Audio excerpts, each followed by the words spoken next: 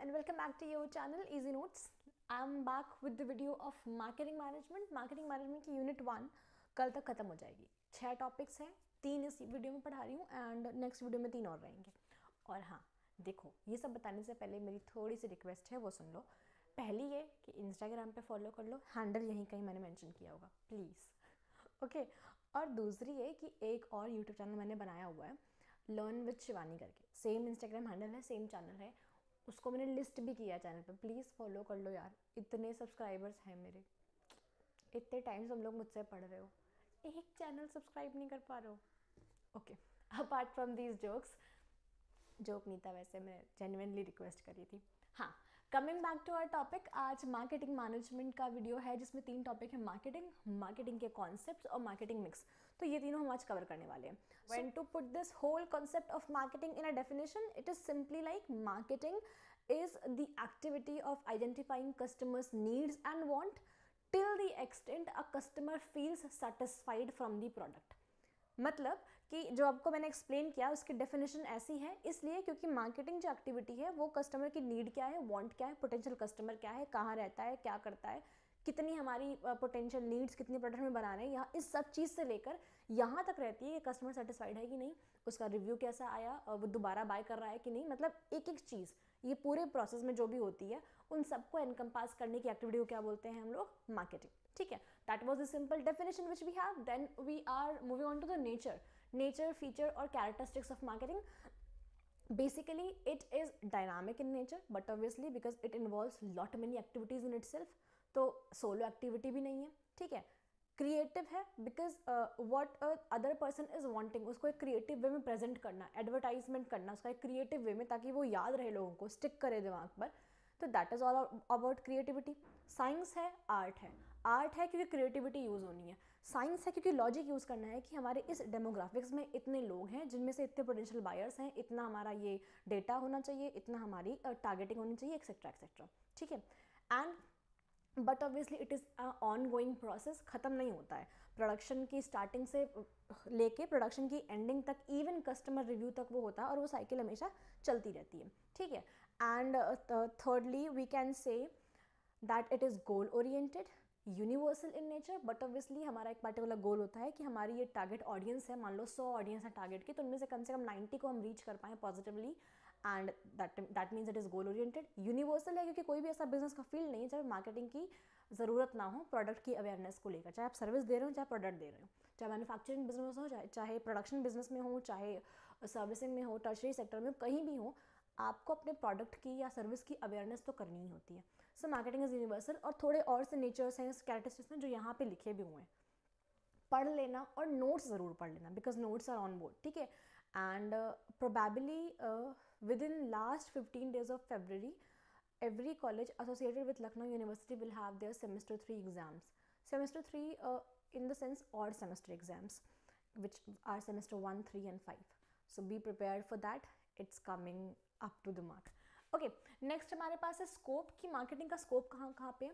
First of all product के designing में, planning और डेवलपमेंट जो भी है, क्योंकि भाई प्रोडक्ट कैसे प्लान करना है, क्या लेबलिंग है, क्या पैकेजिंग है, उस चीज़ में मार्केटिंग का स्कोप है, बिकॉज उसे हमने कैसे बनाया है वो डिपेंड करेगा कि हम उसे कैसे मार्केट करेंगे। ठीक है, देन प्राइसिंग डिसीजन हो गया, डिस्ट्रीब्यूशन हो गया, हम कहाँ डिस्ट्रीब्यूट करेंगे, डायरेक्ट इन्फ्लुएंसर मार्केटिंग करेंगे या फिर चैनल्स के थ्रू जाएंगे, होलसेलर्स, रिटेलर्स, व्हाटएवर। ठीक है, एंड यस थ्योरेटिकल पेपर है तो नोट्स पढ़े बिना तो नहीं जाना। ठीक है, वीडियो एक बार ही वॉच कर लो, उसके बाद नोट्स पढ़ लेना, तो you will have a good grasps on that, and but obviously important question के साथ तो मैं आने ही वाली हूँ। ठीक है, तो वो सीरीज तो आएगी as usual in every semester. Next topic हमारे पास है कंपोनेंट्स, कॉन्सेप्ट्स या फिर एलिमेंट्स। कंपोनेंट, कॉन्सेप्ट्स, एलिमेंट्स, तीनों मैंने क्यों बोले हैं, क्योंकि देखो मार्केटिंग एक वाइड टर्म है, उसके अंदर बहुत सारी टर्म्स होती हैं, तो उन्हें आप मार्केटिंग के एलिमेंट्स भी बोल सकते हैं, मार्केटिंग के कॉन्सेप्ट्स भी बोल सकते हैं, या फिर कंपोनेंट्स भी बोल सकते हैं।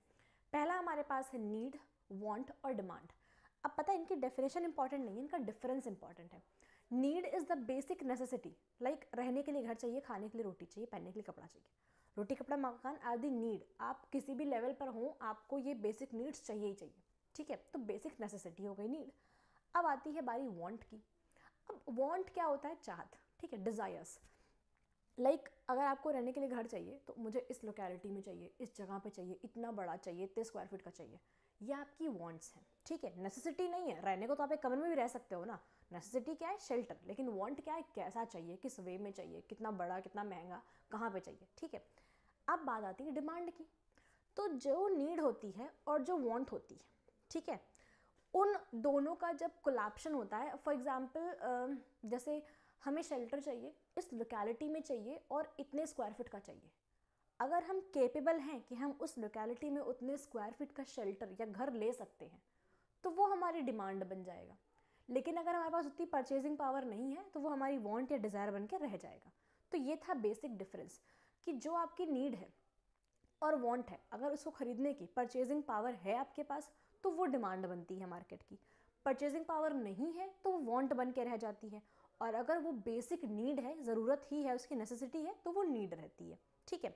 नेक्स्ट कॉन्सेप्ट हमारे पास इसी में होगा, कॉस्ट होगा, सेटिस्फैक्शन होगा, क्वालिटी होगा। और भी कॉन्सेप्ट्स हैं बट वो थोड़े से फेमिलियर हैं, तो जो फेमिलियर नहीं है मैं आपको वो समझा रही हूँ। बाकी मैंने सारे साइड में लिखे हुए हैं, नोट्स में भी प्रॉपर लिखा है। जो डिस्प्ले करती हूँ मैं यहाँ पे कंटेंट, सेम मेरे नोट्स में रहता है, बट नोट्स में थोड़ा सा और रहता है बिकॉज पूरी फोटो यहाँ पे नहीं आ पाती है, ठीक है। तो आप एक बार पढ़ जरूर लेना। जब बात करेंगे कॉस्ट की, सेटिस्फैक्शन की और क्वालिटी की, तो कॉस्ट क्या होती है ना कि जो किसी भी प्रोडक्ट या सर्विस को खरीदने के लिए या यूज़ करने के लिए आप जो अमाउंट पे करते हो, ठीक है। And when to talk about satisfaction, तो सेटिस्फैक्शन क्या होता है, आफ्टर कंजम्पशन का एक्सपीरियंस। किसी भी गुड या सर्विस को कंज्यूम करने के बाद आपका जो एक्सपीरियंस होता है उसे हम सेटिस्फैक्शन डिससेटिस्फैक्शन के वे में कैटेगराइज करते हैं, ठीक है। एंड क्वालिटी क्या होती है, एक एट्रीब्यूट होता है किसी गुड्स या सर्विस का। एट्रीब्यूट इन द सेंस कि इंटैंजिबल चीज़ होती है, जैसे हमने जो एक्सपीरियंस किया, हमारा एक्सपीरियंस कैसा था, ठीक है। What was the category of our experience is known as the quality of product. अगर एक्सपीरियंस अच्छा था तो बट ऑब्वियसली हम कहेंगे कि प्रोडक्ट अच्छी क्वालिटी का था। अच्छा नहीं था, हम डिससेटिस्फाइड हैं, तो ऑब्वियसली हमारे लिए वो प्रोडक्ट पुअर क्वालिटी का था, ठीक है। And there are many more terms. मैं आपको एक बारी बस ग्लिम्स दे रही हूँ, आप ध्यान से पढ़ो, स्क्रीन पे आ भी रहे हैं, मैं आपको बता भी रही हूँ, ठीक है। जो हमारे पास टर्म्स हैं, फर्स्ट ऑफ ऑल हम कह सकते हैं कि गुड्स और सर्विस कंटिन्यूम। तो देखो हर ऑर्गेनाइजेशन ना आपको गुड्स और सर्विस का एक कॉम्बिनेशन देता है। फॉर एग्जाम्पल अगर आप एयरप्लेन में ट्रैवल कर रहे हैं तो बट ऑब्वियसली आपको दो चीज़ें मिल रही हैं, एक ट्रैवलिंग एक्सपीरियंस और दूसरा एक टैंजिबल मीडियम ट्रैवल करने का, जो कि एयरप्लेन आप देख सकते हैं, but what you are experiencing there, आपका ट्रैवलिंग एक्सपीरियंस कैसा, आपने व्यूज़ देखे एंड सर्विसिंग वहाँ की कैसी थी, हॉस्टेजेस कैसी थी, ठीक है, सिक्योरिटी कैसी थी, ये आपका इंटैंजिबल एक्सपीरियंस था। तो ये क्या हो गया, गुड्स और सर्विस का कंटिन्यूम हो गया, मतलब आपको एक साथ दो चीज़ें मिल रही हैं, सर्विसिंग भी और गुड, मतलब यहाँ से लेके वहाँ तक जाने की एक मीडियम भी मिल रही है विच इज़ एयरप्लेन, ठीक है। फिर हमारे पास प्रोडक्ट्स हैं, बट ऑब्वियसली जो भी चीज़ हम सेल के लिए ऑफर करते हैं वो प्रोडक्ट होता है। फिर यूटिलिटी है, यूटिलिटी का मतलब आपको अच्छे से पता है कि need satisfying power of a commodity, ठीक है, कि कितना आपकी नीड को सेटिस्फाई कर पा रहा है।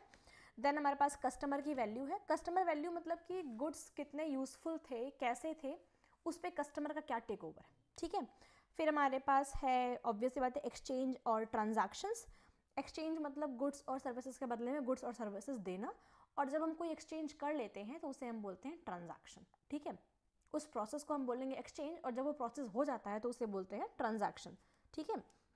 Then we have relationship marketing and networks, but obviously when to talk about relationship marketing and networks, when we do something in order to develop better relationships with our customers, that is known as relationship marketing, ठीक है, because it is very important to make your customers loyal to your brand, ठीक है।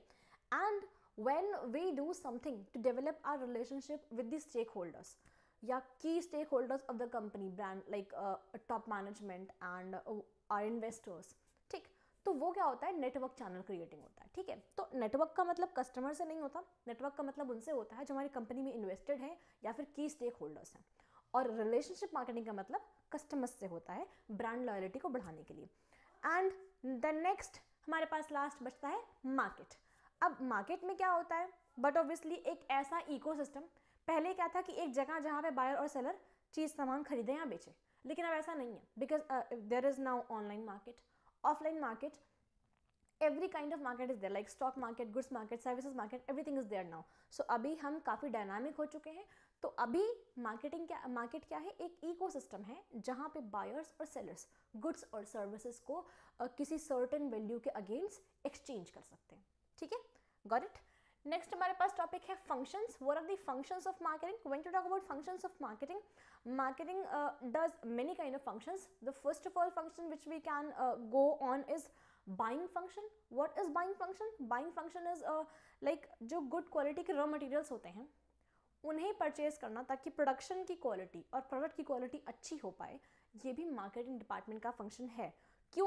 क्योंकि for example जो production department है अगर वो purchasing कर रहा है तो कहाँ से परचेज करने हैं, कौन से सोर्सेज बेटर है, वो उसे कैसे पता होंगे? क्योंकि उन सोर्सेज ने अपनी मार्केटिंग कर रखी होगी कि भाई हम इतना देते हैं, इतने में देते हैं, हमारी ये क्वालिटी, कस्टमर का सेटिस्फैक्शन ऐसा है. ठीक है, तो everything is interrelated with marketing. तो बाइंग फंक्शन हो गया.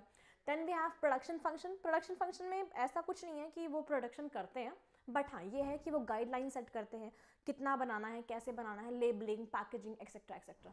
तो ऐसा करके कुछ फंक्शंस हैं मार्केटिंग के, लाइक मार्केट की रिसर्च करना, इन्फॉर्मेशंस को गैदर करना. ठीक है, एंड पैकेजिंग हो गई, वाइट लेबलिंग हो गई, हम कैसे बनाएंगे, क्या दिखाएंगे, आउटर अपीयरेंस क्या होगी प्रोडक्ट की. ठीक है, यूएसपी वगैरह क्या होगा. These are some functions of marketing. And do not forget to read notes, okay, to make a good grasps. Then next we have is importance of marketing. देखो basically ना मार्केटिंग की importance, when to talk about the importance of marketing, it is completely endless. जब हम बात करते हैं marketers के point of view से, तो बट ऑब्वियसली फाइनेंशियल जो पोजीशन होती है कंपनी की वो बेटर होती है मार्केटिंग के through, because the more marketing you do the more product awareness goes on and the more customers you acquire.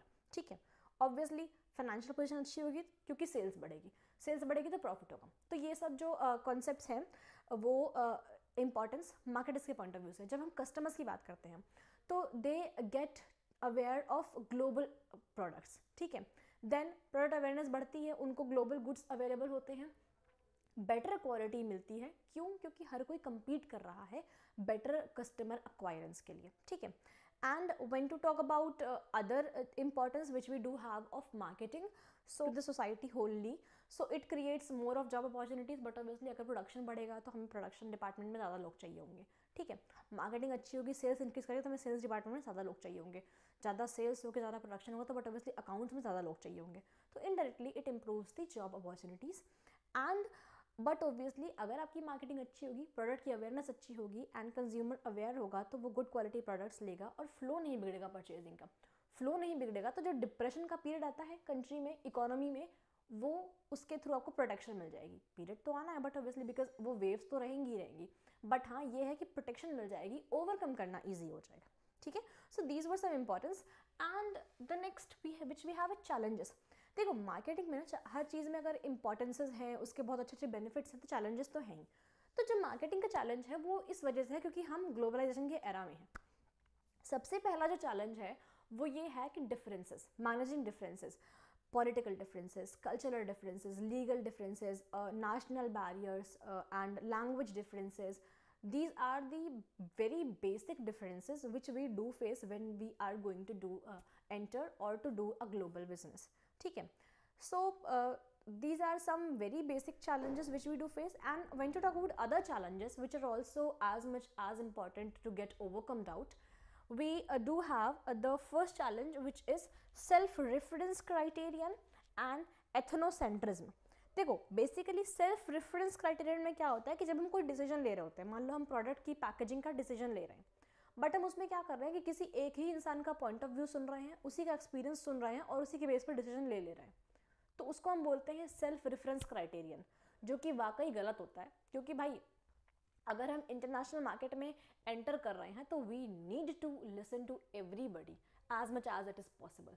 उसके बाद किसी डिसीजन पे आना चाहिए.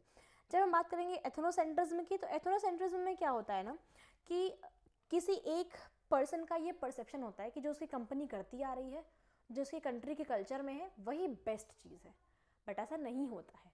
देर are many differences when we go beyond the national barriers and but obviously culture में, perception में बहुत difference होता है.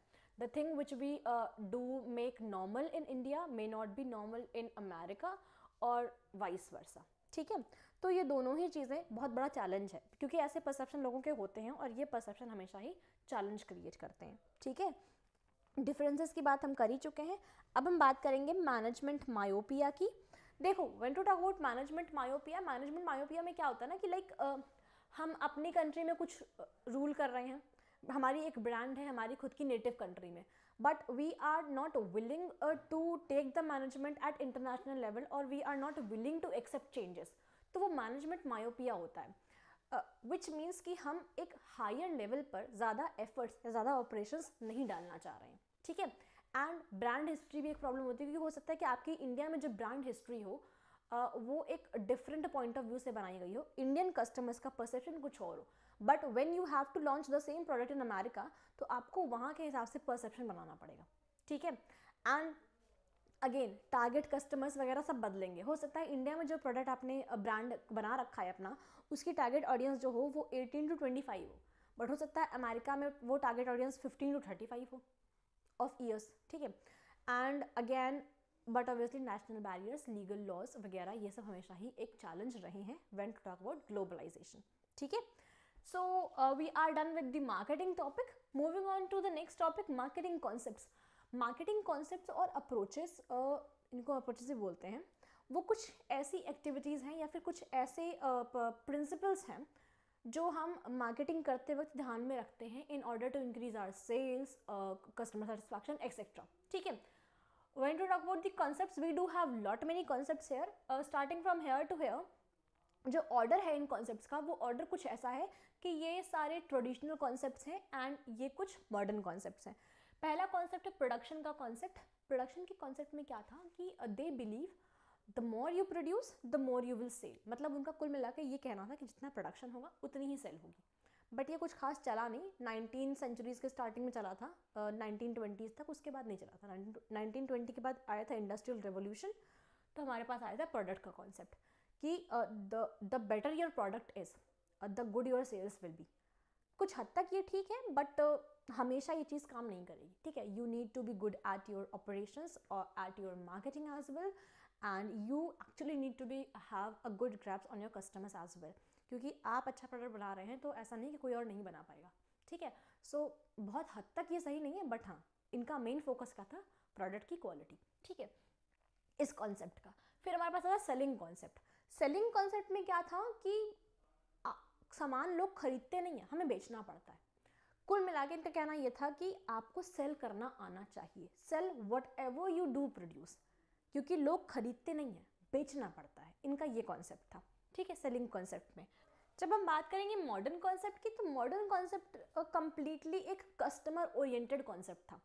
कंफ्यूज नहीं होना, प्रोडक्ट कॉन्सेप्ट में ये लोग प्रोडक्ट की क्वालिटी पर फोकस करते थे, ठीक है, लेकिन ऑब्वियसली बात है कस्टमर के लिए फायदेमंद तो वो भी है, but modern concept completely customer पर फोकस करता था कि कस्टमर की नीड क्या है, वांट क्या है, और वो सेटिस्फाई कैसे होता है, और फिर उसके हिसाब से प्रोडक्ट बनाता था, ठीक है।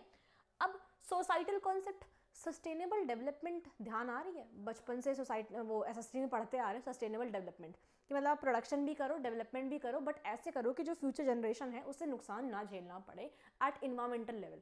तो जो सोसाइटल कॉन्सेप्ट है वो इस पर फोकस करता है कि वो जो भी कुछ प्रोड्यूस करे, जो भी उसका प्रोडक्शन हो, वो कॉर्पोरेट सोशल रिस्पॉन्सिबिलिटीज़ को फॉलो करता हो और इन्वायरमेंट को हार्म ना करता हो, मतलब उसका जो प्रोडक्शन है कंपनी का या जो प्रोडक्ट है वो सस्टेनेबल डेवलपमेंट से कंप्लायंस करता हो, ठीक है। फिर हमारे पास है transactional concept. Transactional concept is basically focused on increasing the sales of a particular company from what, marketing mix, जो 4 P's होते हैं, प्राइस, प्लेस, प्रमोशन और व्हाट एल्स, प्रोडक्ट। हाँ पहला तो वही था, प्रोडक्ट, प्राइस, प्लेस, प्रमोशन। उन 4 P's को इस तरीके से इंटीग्रेट करता है और उस पर वर्क करता है ताकि सेल्स इंक्रीज करें, that is transactional concept. When to talk about the holistic concept, it is the most updated and modern concept. Holistic concept में क्या होता है ना कि अब जो पुरानी practices थी ये सारी अलग अलग अलग, कोई सेल पे फोकस कर रहा है, कोई प्रोडक्ट पे फोकस कर रहा है, वो सब हटा के एक होलिस्टिक अप्रोच लाया गया है मार्केटिंग करने का, जिसमें कई सारी चीज़ों की मार्केटिंग होती है। फॉर एग्जाम्पल ये ना 4 कोर एरियाज पर फोकस करती है होलिस्टिक मार्केटिंग। पहली इंटरनल मार्केटिंग, जो कंपनी के अंदर होती है। इसमें क्या होता है कि वो लोग अपने एम्प्लॉयज़ को अपना कस्टमर मानते हैं और उनकी जॉब को अपना प्रोडक्ट मानते हैं और जॉब सेटिस्फैक्शन बढ़ाते हैं, क्योंकि देखो एम्प्लॉय खुश होगा तो बट ऑब्वियसली कंपनी फॉस्टर करेगी। The best example is Tata, they have huge many of takeovers as well as compliances, groups and everything, they are increasing day by day, ठीक है। तो पहला जो फोकस एरिया होता है होलिस्टिक में वो होता है इंटरनल मार्केटिंग, ठीक है। दूसरा जो फोकस एरिया होता है वो होता है रिलेशनल मार्केटिंग। रिलेशनल ये वाली नहीं, रिलेशनशिप मार्केटिंग, विच इज़ कि कस्टमर से रिलेशनशिप पहला पॉइंट, और दूसरा पॉइंट जो है स्टेक होल्डर से रिलेशनशिप, वो रिलेशनशिप बिल्ड करने पर फोकस करते हैं। दूसरा कोर एरिया ये हो गया। और जब तीसरे की बात करेंगे तो तीसरा कोर एरिया हमारे पास है इंटीग्रेटेड मार्केटिंग। इसमें क्या होता है कि कस्टमर्स का एक्सपीरियंस कैसा है, वो प्रोडक्ट के बारे में रिव्यू क्या दे रहे हैं, उनसे कनेक्शन कैसा है, ऐसा कुछ करा जाए जिससे कनेक्शन बेटर हो, ब्रांड लॉयल्टी बढ़े, अच्छे रिलेशन डेवलप हो। That is integrated marketing. ठीक है, सिर्फ प्रोडक्ट बेचने पे फोकस नहीं करते हैं, प्रॉपर एक कनेक्शन पे फोकस करते हैं। ठीक है, ये तीसरा कोर एरिया हुआ। चौथा कोर एरिया होता है परफॉर्मेंस मार्केटिंग, इस कॉन्सेप्ट के अकॉर्डिंग। ठीक है, अब परफॉर्मेंस मार्केटिंग में क्या होता है कि आपने जो मार्केटिंग करी, जो स्ट्रैटेजीज यूज़ करी, एक्टिविटीज़ यूज़ करी, उनका क्या असर हो रहा है लीगल इन्वायरमेंट पे, इन एंड पॉलिटिकल इन्वायरमेंट पे, सोसाइटी पर, गवर्नमेंट पर क्या इम्पैक्ट पड़ रहा है, कैसी इमेज बन रही है। That is performance marketing. तो इन चारों एरियाज पर फोकस करते हुए जो मार्केटिंग होती है वो होलिस्टिक कॉन्सेप्ट के अंदर आती है। ठीक है, जब हम बात करेंगे relational concept of marketing, so this is the concept of marketing which is completely focused upon the relationship between the business and its customer, organisation और इट्स कस्टमर। ठीक है, अब इनके ना कुछ कोर एलिमेंट्स होते हैं, like trust. Trust is the core element when you are about to build brand loyalty with your customers. अब ये कॉन्सेप्ट कहता क्या है? ये कहता है कि आप ऐसे रिलेशन बिल्ड करो अपने कस्टमर के साथ, इतना सेटिस्फैक्शन उन्हें दो अपने प्रोडक्ट के थ्रू, ताकि वो आपके ब्रांड के लिए लॉयल हो जाए। For example, some people are loyal to H&M, some peoples are loyal to Shein, some peoples are loyal to some kind of watch category, some peoples are completely iPhone lovers, but some people are loyal to Android, some people are loyal to Apple, some people are loyal to Samsung। वो खरीदेंगे तभी phone जब Samsung का नया आएगा, या वो खरीदेंगे तभी जब एप्पल का नया आएगा। तो this is what brand loyalty, कि अगर आपके पास नीड है, वांट है, डिज़ायर है, सब कुछ मैच कर रहा है, अदर देन दैट भी आप ब्रांड लॉयल्टी पर फोकस करेंगे क्योंकि आप उस ब्रांड के लिए लॉयल हैं। सो इस कॉन्सेप्ट का यही फोकस है कि अपने कस्टमर्स को लॉयल बनाओ, ताकि वो खरीदें भी हमसे, दोबारा भी हमें से खरीदें और दूसरों को भी हमें से खरीदने के लिए सलाह दें। ठीक है, तो ट्रस्ट कोर एलिमेंट हुआ, बॉन्डिंग, बट ऑब्वियसली भाई बॉन्डिंग बनेगी तभी तो लॉयल्टी बनेगी। देन हमारे पास जो इनका थर्ड कोर एलिमेंट है वो हमारा है कम्युनिकेशन, ऑब्वियसली इन्फॉर्मेशन एक्सचेंज करना, ब्रांड अवेयरनेस एंड ऑल।